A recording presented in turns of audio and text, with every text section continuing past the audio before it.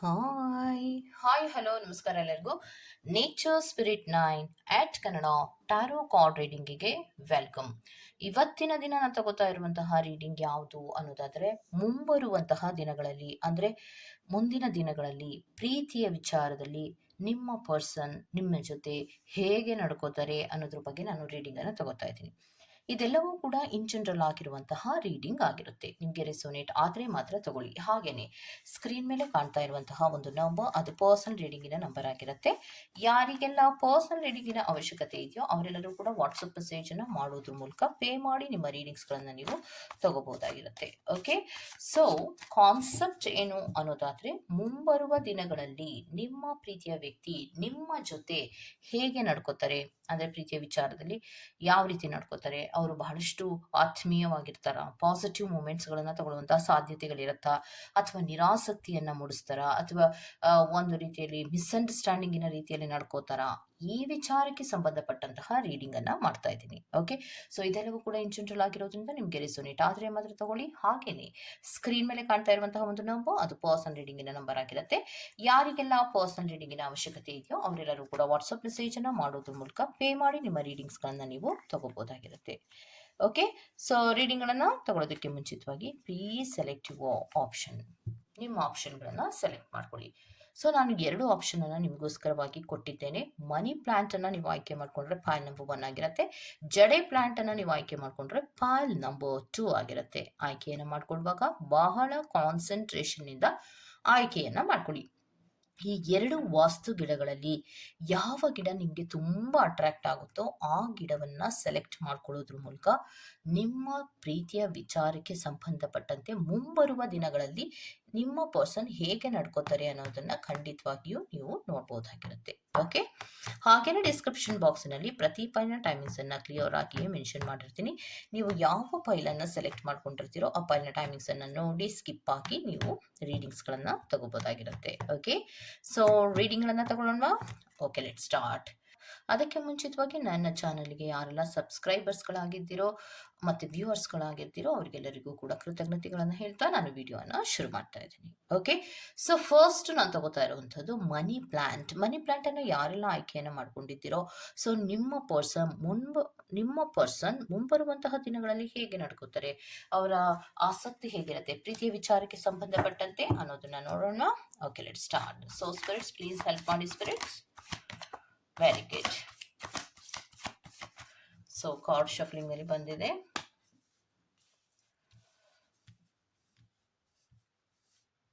So 3 of cup ನ clarification card ಅನ್ನ ಕೊಡಿ spirits. Okay, so king of fans ನ clarification spirit. Very good.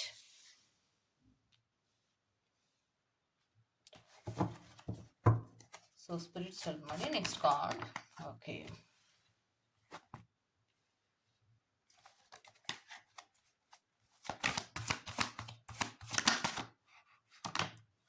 Okay,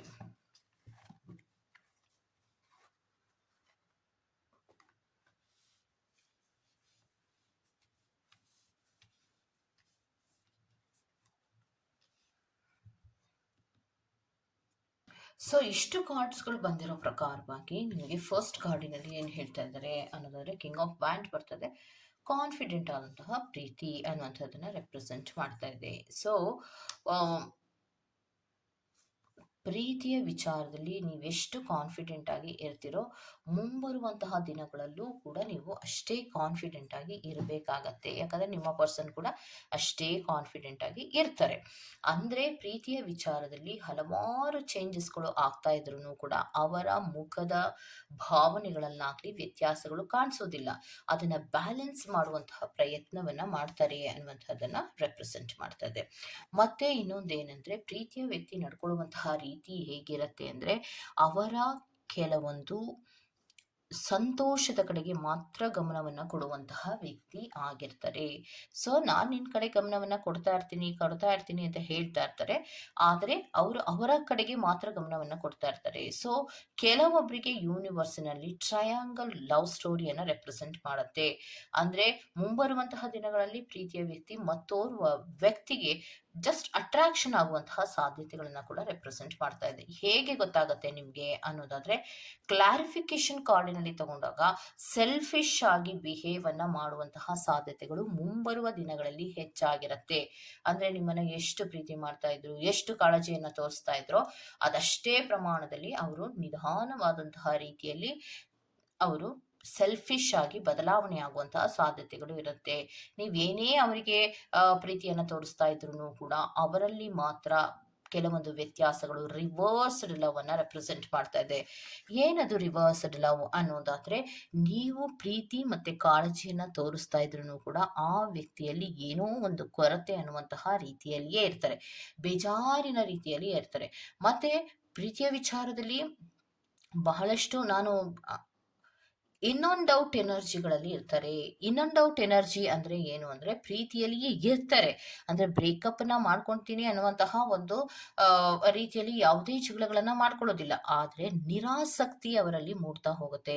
selfish ಆದಂತಹ ರೀತಿಯಲ್ಲಿ ಬಿಹೇವ್ ಅನ್ನ ಮಾಡ್ತಾರೆ. ಮತ್ತೆ ಅವರು ಕಾಳಜಿಯನ್ನು ತೋರಿಸೋದನ್ನ ಕಡಿಮೆ ಮಾಡ್ತಾರೆ. ಅಂತಹ ಕೆಲವು ಸಂದರ್ಭಗಳು ಮುಂಬರುವ ದಿನಗಳಲ್ಲಿ ಆಗುವಂತಹ ಸಾಧ್ಯತೆಗಳಿದೆ. ನೆಕ್ಸ್ಟ್ ಸ್ಟ್ರೆಂತ್ ಕಾರ್ಡ್ ರಿವಾರ್ಡ್ಸ್ ಆಗಿ ಬರ್ತಾ ಇದೆ. ಅಂದ್ರೆ ಕಂಟ್ರೋಲ್ಡ್ ಆದಂತಹ ಪ್ರೀತಿ ಏನು ಅಲ್ಲ ಇದು ಅನ್ನುವಂಥದ್ದನ್ನ ರೆಪ್ರೆಸೆಂಟ್ ಮಾಡ್ತಾ ಇದೆ. ಸೊ ನನ್ನನ್ನು ಸ್ವತಂತ್ರವಾಗಿ ಬಿಡು, ನನಗೂ ಕೂಡ ಎಲ್ಲ ಗೊತ್ತಾಗುತ್ತೆ, ನಾನು ಏನು ಮಾಡ್ತಾ ಇದ್ದೀನಿ ಅನ್ನೋದು ನನಗೆ ಚೆನ್ನಾಗಿ ಅರಿವಿದೆ. ಸೊ ನೀನೆಲ್ಲದಕ್ಕೂ ಕಂಟ್ರೋಲ್ ಮಾಡಬೇಡ ಅನ್ನುವಂತಹ ರೀತಿಯ ವರ್ತನೆಗಳನ್ನ ಅವರು ಮಾಡ್ತಾರೆ. ಮತ್ತೆ ಕೆಲವು ಮಾತುಗಳನ್ನ ಕೂಡ ಆಡುವಂತಹ ಸಾಧ್ಯತೆಗಳನ್ನ ರೆಪ್ರೆಸೆಂಟ್ ಮಾಡ್ತಾ ಇದೆ. ಸೊ ಎಸ್ಪೆಷಲಿ ಎರಡು ಕಾರ್ಡಿನಲ್ಲಿ ಮುಂಬರುವ ದಿನಗಳಲ್ಲಿ ನಿಮ್ಮ ಪ್ರೀತಿಯ ವ್ಯಕ್ತಿ ಮತ್ತೋರ್ವ ವ್ಯಕ್ತಿಗೆ ಅಟ್ರಾಕ್ಟ್ ಆಗುವಂತಹ ಸಾಧ್ಯತೆಗಳನ್ನ ರೆಪ್ರೆಸೆಂಟ್ ಮಾಡ್ತಾ ಇದೆ. ಥರ್ಡ್ ಪಾರ್ಟಿ ಸಿಚುಯೇಷನ್ ಎಂಟ್ರಿ ಆಗುವಂತಹ ಸಾಧ್ಯತೆಗಳನ್ನ ರೆಪ್ರೆಸೆಂಟ್ ಮಾಡ್ತಾ ಇದೆ. Okay, so third party situation entry ಆದಾಗ ಹಲವಾರು ಮುಚ್ಚುಮರೆಗಳನ್ನೋದು ಇರುತ್ತೆ. ಕೆಲವೊಂದು ಓಪನ್ ಅಪ್ ಆಗಿ ಮಾತಾಡೋದಿಲ್ಲ, ಏನೋ ನೀವು ಕೇಳಬೇಕು ಅಂತಿರ್ತೀರಾ, ಅದಕ್ಕೆ ಅವರು ಯಾವುದೇ ರೆಸ್ಪಾಂಡ್ ಅನ್ನ ಮಾಡ್ತಾ ಇರೋದಿಲ್ಲ. ಅಂತಹ ಸಂದರ್ಭದಲ್ಲಿ ನೀವು ಪ್ರೀತಿಯ ವಿಚಾರದಲ್ಲಿ ಸೀರಿಯಸ್ ಕಮಿಟ್ಮೆಂಟ್ ಅನ್ನು ತಗೊಳ್ಳೋದಕ್ಕೆ ಸಾಧ್ಯ ಆಗೋದಿಲ್ಲ, ಕಷ್ಟ ಆಗತ್ತೆ ಅನ್ನುವಂಥದ್ದನ್ನ ರೆಪ್ರೆಸೆಂಟ್ ಮಾಡ್ತಾ ಇದೆ. ಸೊ ಕಷ್ಟ ಆಗತ್ತೆ ಅಂದ್ರೆ ಏನು, ಮದುವೆ ವಿಚಾರಗಳಿಗೆ ಸಂಬಂಧಪಟ್ಟಂತೆ ಅವರು ಸ್ವಲ್ಪ ಸ್ಟ್ರಕ್ ಆಗುವಂತಹ ಸಾಧ್ಯತೆಗಳು ಇರುತ್ತೆ. ಮತ್ತೆ ಪ್ರೀತಿಯ ವಿಚಾರದಲ್ಲಿ ಬ್ಯಾಲೆನ್ಸ್ ಅನ್ನ ಮಾಡ್ತಿರ್ತಾರೆ. ಅಂದ್ರೆ ಯೂನಿವರ್ಸಿನಲ್ಲಿ ಕೆಲವೊಬ್ರು ತೀರಾ ಬ್ರೇಕಪ್ ಅನ್ನ ಮಾಡ್ಕೊಂಡೇನೋ ದೂರ ದೂರ ಹೋಗಲ್ಲ, ಬಟ್ ಅವರ ವ್ಯತ್ಯಾಸಗಳು ಎಲ್ಲಿ ಬರುತ್ತೆ ಅಂದ್ರೆ ಅವರ ನಡವಳಿಕೆಗಳಲ್ಲಿ, ಅವರು ಆಡುವಂತಹ ಮಾತುಗಳಲ್ಲಿ, ಅವರ ಫೀಲಿಂಗ್ಸ್ ಗಳಲ್ಲಿ ನಿಮಗೆ ವ್ಯತ್ಯಾಸಗಳನ್ನೋದು ಕಾಣುತ್ತೆ. ಸೊ ಹಾಗಿದ್ರೆ ಪ್ರೀತಿಯ ವಿಚಾರಕ್ಕೆ ಸಂಬಂಧಿಸಿದಂತೆ ಒಂದು ಲಾಸ್ಟ್ ಕಾರ್ಡ್ ಅನ್ನ ಕೊಡೋದಾದ್ರೆ, ಮುಂಬರುವ ದಿನಗಳಲ್ಲಿ ಯಾವ ರೀತಿ ಅವರ ಪರ್ಸನ್ ನಡ್ಕೋತಾರೆ. ಸ್ಪಿರಿಟ್ಸ್ ಪಾಯಿಂಟ್ ನಂಬರ್ 1 ಅವರ person. Last one card. Okay, last one ಕಾರ್ಡಿನಲ್ಲಿ ನಿಮಗೆ ಕೊಡ್ತಾ ಇರುವಂತಹದ್ದು ಏನು ಅನ್ನೋದಾದ್ರೆ, ಸೊ ನೋಡಿ, ಪ್ರೀತಿಯನ್ನ ನಿಮಗೂ ಕೊಡ್ತಾ ಇರ್ತಾರೆ. ಸೊ ಯಾವುದೇ ವ್ಯತ್ಯಾಸಗಳಾಗಬಾರ್ದು, ನಿಮಗೂ ಏನು ಗೊತ್ತಾಗಬಾರ್ದು ಅನ್ನುವಂತಹ ರೀತಿಯಲ್ಲಿಯೇ ಇರ್ತಾರೆ. ಬಟ್ ಡೆವಿಲ್ ಕಾರ್ಡ್ ಅನ್ನ ರೆಪ್ರೆಸೆಂಟ್ ಮಾಡ್ತಾ ಇದೆ. ನೆಗೆಟಿವ್ ಪ್ಯಾಟರ್ನಿನ ರೀತಿಯಲ್ಲಿ ಮುಂದುವರಿಕೆಗಳನ್ನ ಮಾಡ್ತಾ ಇರ್ತಾರೆ.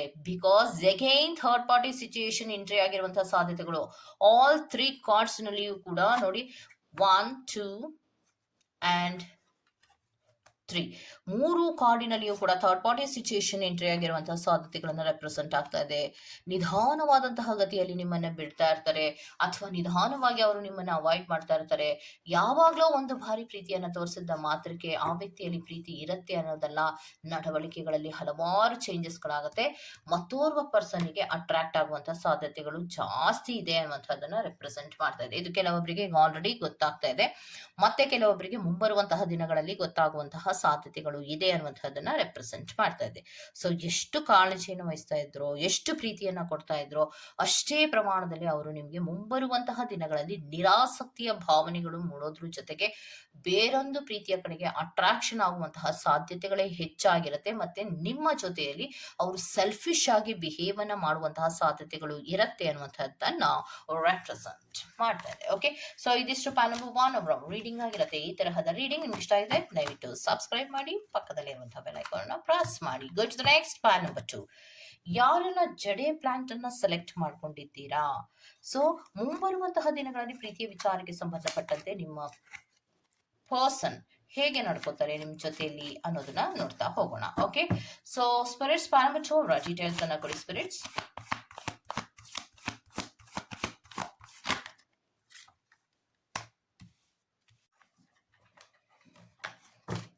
ಓಕೆ, ಸೊ 2 ಕಾರ್ಡ್ಗಳು ಬಂದಿದೆ.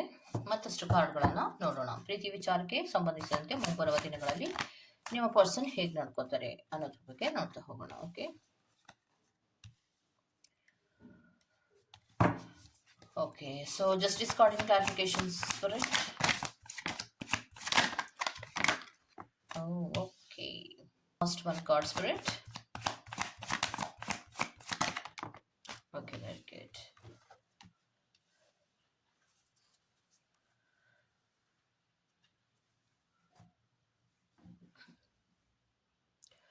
ಓಕೆ, ಸೊ ನಂಬರ್ 2 ಅವರಿಗೆ ಬಂದಿರುವಂತಹ ಕಾರ್ಡ್ಸ್ಗಳಲ್ಲಿ ಮೊದಲನೇ ಕಾರ್ಡ್ ಬಂದಿರುವಂಥದ್ದು 7 ಆಫ್ ಸೋರ್ಡ್ಸ್ ರೆಪ್ರೆಸೆಂಟ್ ಆಗ್ತಾ ಇದೆ. ಸೊ ರಿಸ್ಕಿಯನ್ನು ರೆಪ್ರೆಸೆಂಟ್ ಮಾಡ್ತಾ ಇದೆ. ತುಂಬ ಮ್ಯಾನಿಪುಲೇಟಿವ್ ಆಗಿ ಬಿಹೇವ್ ಅನ್ನು ಮಾಡುವಂತಹ ಸಾಧ್ಯತೆಗಳಿರುತ್ತೆ.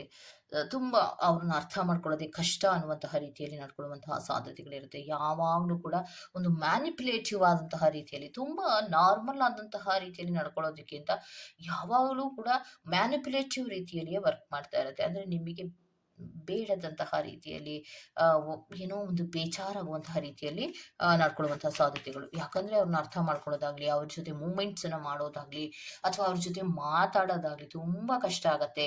So 3 of swords next card ಆಗಿ ಬರ್ತಾ ಇರುವಂತದ್ದು. Second card 3 of swords. Deep issues, love triangle ಅನ್ನ ರೆಪ್ರೆಸೆಂಟ್ ಮಾಡ್ತಾ ಇದೆ. ಕೆಲವೊಬ್ಬರಿಗೆ ಲವ್ ಟ್ರಯಾಂಗಲ್ ಇರುತ್ತೆ, ಅದನ್ನ ಬಿಟ್ಟರೆ ಡೀಪ್ ಇಶ್ಯೂಸ್ ಅನ್ನ ಮಾಡ್ಕೊಳ್ಳುವಂತಹ ಸಾಧ್ಯತೆಗಳಿರುತ್ತೆ. ಲವ್ ಟ್ರಯಾಂಗಲ್ ಅನ್ನುವಂಥದ್ದು ನಿಮ್ಮ ಪರ್ಸನ್ನಿಗ ಅನ್ನೋದಕ್ಕಿಂತ ಅದಕ್ಕೆ ಬದಲಾಗಿ ನಿಮ್ಮ ಮೇಲೆ ಅವರಿಗೆ ಡೌಟ್ ಇರುವಂತಹ ಸಾಧ್ಯತೆಗಳು ಹೆಚ್ಚಾಗಿರುತ್ತೆ. ಅಂದ್ರೆ ನೀವು ಬೇರೆ ಯಾರನ್ನಾದ್ರೂ ಪ್ರೀತಿಸ್ತಾ ಇದ್ದೀರೇನೋ, ನಿನಗೆ ನನ್ನ ಕಡೆ ಗಮನ ಇಲ್ಲ, ಈ ರೀತಿಯ ಕೆಲವು ಮಾತುಗಳನ್ನ ಆಡುವಂತಹ ಸಾಧ್ಯತೆಗಳು ರೆಪ್ರೆಸೆಂಟ್ ಆಗುತ್ತೆ. ಮತ್ತೆ ತುಂಬಾ ಇಶ್ಯೂಗಳನ್ನ ಮಾಡ್ಕೋತಾರೆ. ಸೊ ನಂಬಿಕೆಯ ಕೊರತೆಯ ಇಶ್ಯೂಸ್ ಇರಬಹುದು, ಅಥವಾ ನೀನ್ ಯಾರನ್ನು ಬೇರೆಯವ್ರಿಗೆ ಅಟ್ರಾಕ್ಟ್ ಆಗಿದೆಯಾ ಅನ್ನುವಂತಹ ಕಾರಣಗಳಿಗಿರಬಹುದು, ಅಥವಾ ನಿನ್ನ ಫೋನ್ ಯಾವಾಗ್ಲೂ ಯಾಕೆ ಬ್ಯುಸಿ ಇರುತ್ತೆ ಅನ್ನುವಂತಹ ಕಾರಣಗಳಿಗಿರ್ಬಹುದು. ಹಲವಾರು ರೀತಿಯ ಮಾತುಗಳನ್ನ ಆಡುವಂತಹ ಸಾಧ್ಯತೆಗಳು ಇರುತ್ತೆ. ಇನ್ನೊಂದು, ಪ್ರೀತಿಯ ವಿಚಾರದಲ್ಲಿ ಬ್ಯಾಲೆನ್ಸ್ ಮಾಡೋದು ತುಂಬಾ ಕಷ್ಟ ಆಗತ್ತೆ. ಆ ವ್ಯಕ್ತಿಯನ್ನ ಬ್ಯಾಲೆನ್ಸ್ ಮಾಡ್ಕೊಳ್ಳೋದೇ ನಿಮ್ಗೆ ತುಂಬಾ ಕಷ್ಟ ಆಗತ್ತೆ. ಯಾಕಂದ್ರೆ ಪ್ರತಿ ಒಂದು ವಿಚಾರಗಳಿಗೂ ಕ್ಲಾರಿಟಿಯನ್ನ ಕೊಡ್ತಾ ಬರ್ಬೇಕು ನೀವು. ಅವರು ಪ್ರತಿ ಒಂದು ವಿಚಾರದಲ್ಲಿ ಕ್ವಶನ್ ಮಾರ್ಕಿನಲ್ಲಿಯೇ ಇರ್ತಾರೆ. ಯಾವುದು ಕೂಡ ಆನ್ಸರ್ ಅವ್ರ ಹತ್ರ ಇರೋದಿಲ್ಲ. ಬಟ್ ಕನ್ಫ್ಯೂಷನ್ಸ್ ಅವ್ರು ಮಾಡ್ಕೊಳ್ಳೋದ್ರ ಜೊತೆಗೆ ನಿಮಗೂ ಕೂಡ ಕನ್ಫ್ಯೂಷನ್ ಮಾಡೋದ್ರ ಜೊತೆಗೆ ಸಿಟ್ಟನ್ನ ಕೂಡ ಬರೆಸ್ತಾ ಇರ್ತಾರೆ.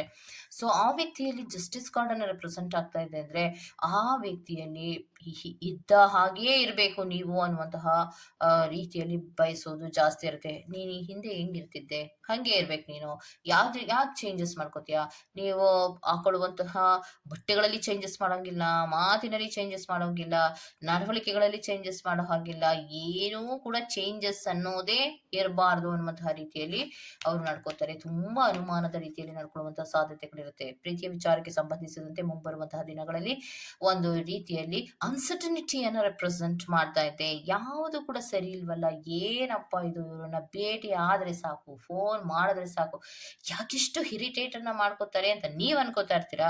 ಸೊ ಆ ವ್ಯಕ್ತಿಯಲ್ಲಿ ಏನೋ ವಿಚಾರ ಬಚ್ಚಿಡ್ತಾ ಇದ್ದಾರಲ್ಲ, ಇವ್ರು ಯಾಕೋ ನನಗೆ ಅನುಮಾನ ಬರ್ತಾ ಇದೆಯಲ್ಲ ಅಂತ ಈ ವ್ಯಕ್ತಿಯಲ್ಲಿ ಏನೋ ಒಂದು ರೀತಿಯ ಅನುಮಾನಗಳು ಸೃಷ್ಟಿಯಾಗತ್ತೆ. ಸೊ ಇಬ್ಬರಲ್ಲಿಯೂ ಕೂಡ ಹೊಂದಾಣಿಕೆ ಅನ್ನೋದು ತುಂಬಾ ಕಡಿಮೆ ಆಗುವಂತಹ ಸಾಧ್ಯತೆಗಳು ಮುಂಬರುವ ದಿನಗಳಲ್ಲಿ ಇದೆ ಅನ್ನುವಂಥದ್ದನ್ನ ರೆಪ್ರೆಸೆಂಟ್ ಮಾಡ್ತಾ ಇದೆ. ಇಬ್ಬರಲ್ಲಿಯೂ ಕೂಡ ಮೆಂಟಲ್ ಓವರ್ಲೋಡ್ ಆಗುವಂತಹ ಸಾಧ್ಯತೆಗಳು ಜಾಸ್ತಿ ಇರತ್ತೆ. ಯಾಕಂದ್ರೆ ಅವರು ನಿಮ್ಗೆ ಮೇಲಿಂದ ಮೇಲೆ ಇಶ್ಯೂಗಳನ್ನ ಮಾಡ್ಕೋತಾ ಇರುವಾಗ ಯಾಕೆ ಹಿಂಗ್ ಮಾಡ್ಕೋತಾರೆ ಅನ್ನೋಂತಹ ಬೇಚಾರ ನಿಮ್ಮಲ್ಲಿ ಇದ್ರೆ, ಈ ವ್ಯಕ್ತಿಯಲ್ಲಿ ತುಂಬಾ ಆಲೋಚನೆಗಳು, ಬೇಡದ ಆಲೋಚನೆಗಳು, ಕೆಟ್ಟ ಆಲೋಚನೆಗಳು, ಮತ್ತೆ ಹೆಂಗಪ್ಪ ನಾನು ನಂಬೋದು ಇವ್ರನ್ನ ಅನ್ನುವಂತಹ ರೀತಿಯಲ್ಲಿ ಹಗಲು ರಾತ್ರಿ ಯೋಚನೆಗಳನ್ನ ಮಾಡ್ಕೊತಿರ್ತಾರೆ. ಆ ಯೋಚನೆಗಳನ್ನ ಮಾಡ್ಕೊಳ್ಳುವಾಗ್ಲೇ ಅವರಿಗೆ ಸಿಟ್ಟು ಬರುತ್ತೆ. ಆ ಸಿಟ್ಟಿನಲ್ಲಿಯೇ ಅವರು ನಿಮ್ಮ ಹತ್ರ ಮಾತಾಡುವಂತಹದ್ದು ಅನ್ನೋದನ್ನ ರೆಪ್ರೆಸೆಂಟ್ ಮಾಡ್ತಾ ಇದೆ. ಹೋಗ್ಲಿ ಬಿಟ್ಬಿಡ್ತಾರಾ ಅನ್ನೋದಾದ್ರೆ, ಸೊ ಬಿಟ್ಬಿಡುವಂತಹ ಸಾಧ್ಯತೆಗಳು ಇಲ್ಲ. ಸೊ ಒಂದು ರೀತಿಯಲ್ಲಿ ಮ್ಯಾನಿಪುಲೇಟಿವ್ ಆದಂತಹ ರೀತಿಯಲ್ಲಿ ವರ್ತಿಸ್ತಾ ಇರ್ತಾರೆ. ಬಿಟ್ಟು ಹೋಗ್ತಾರ ಅಂದ್ರೆ ಬಿಟ್ಟು ಹೋಗೋದು ಇಲ್ಲ, ಡೀಪ್ ಇಶ್ಯೂಸ್ ಗಳನ್ನ ಮಾಡ್ಕೋತಾರೆ. ಸೊ ಮುಂಬರುವಂತಹ ದಿನಗಳಲ್ಲಿ ನಡ್ಕೊಳ್ಳುವಂತಹ ರೀತಿ ಅಂದ್ರೆ ಬ್ರೇಕಪ್ ಅನ್ನೋದಕ್ಕೆ, ಬ್ರೇಕಪ್ ಅನ್ನ ಮಾಡ್ಕೋತಾರೆ ಅಂದ್ರೆ ಖಂಡಿತವಾಗಿಯೂ ಅವರು ಬ್ರೇಕಪ್ ಅನ್ನ ಮಾಡ್ಕೊಳ್ಳೋದಿಲ್ಲ. ಅವರು ಒಂದು ರೀತಿಯಲ್ಲಿ ನಿರಾಸಕ್ತಿಯ ರೀತಿಯಲ್ಲಿ ನಡ್ಕೋತಾ ಇರ್ತಾರೆ. ಮತ್ತೆ ಹೆಚ್ಚಾಗಿ ನಿರಾಸಕ್ತಿ ಅನ್ನೋದಕ್ಕಿಂತ ಒಂದು ರೀತಿಯಲ್ಲಿ ಅನುಮಾನದ ರೀತಿಯಲ್ಲಿ ವರ್ತಿಸ್ತಾ ಇರ್ತಾರೆ. ಬೇಜಾರಾಗುವಂತಹ ರೀತಿಯಲ್ಲಿ ಮತ್ತೆ ನೋವುಗಳಾಗುವಂತಹ ರೀತಿಯಲ್ಲಿ ಹೆಚ್ಚಾಗಿ ವರ್ತಿಸುವಂತಹ ಸಾಧ್ಯತೆಗಳು ಇದೆ ಅನ್ನುವಂಥದ್ದನ್ನ ರೆಪ್ರೆಸೆಂಟ್ ಮಾಡ್ತಾ ಇದೆ. ಓಕೆ, ಸೊ ಇದಿಷ್ಟು ಪಾಯಿಂಟ್ ನಂಬರ್ 2 ರೀಡಿಂಗ್ ಆಗಿರುತ್ತೆ. ಈ ತರಹದ ರೀಡಿಂಗ್ ನಿಮ್ಗೆ ಇಷ್ಟ ಆಗಿದ್ರೆ ದಯವಿಟ್ಟು ಸಬ್ಸ್ಕ್ರೈಬ್ ಮಾಡಿ, ಪಕ್ಕದಲ್ಲಿರುವಂತಹ ಬೆಲ್ ಐಕಾನ್ ಅನ್ನು ಪ್ರೆಸ್ ಮಾಡಿ. ನಾನು ನಿಮ್ಮನ್ನು ಮತ್ತೊಂದು ರೀಡಿಂಗ್ ಗಳಲ್ಲಿ ಸಿಗ್ತೇನೆ ಅಂತ ಹೇಳ್ತಾ, ನೀವು ಗುಡ್ ಟೇಕ್ ಕೇರ್, ಬಾಯ್.